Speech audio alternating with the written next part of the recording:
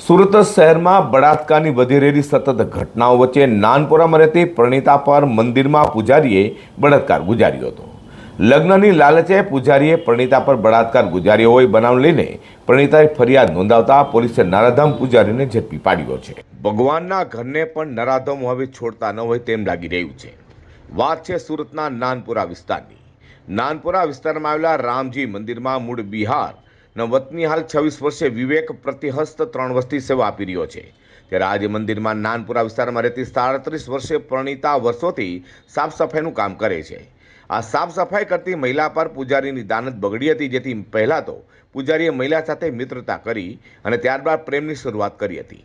પ્રેમ સંબંધ બંધાયા બાદ પૂજારીએ લગ્નની લાલચે પ્રણીતા પર બળાત્કાર ગુજાર્યો હતો. જો કે મહિલાએ લગ્નની વાત કરતા પૂજારીએ ના પાડી દેતા આખરે પ્રણીતાએ પૂજારી વિરુદ્ધ બળાત્કારની અઠવા પોલીસ મથકે જઈ ફરિયાદ નોંધાવતા અઠવા પોલીસે નરાધમ પૂજારી બિહારી વિવેક પ્રતિહસ્તને ઝડપી પાડી સળિયા પાછળ ધકેલી દીધો છે.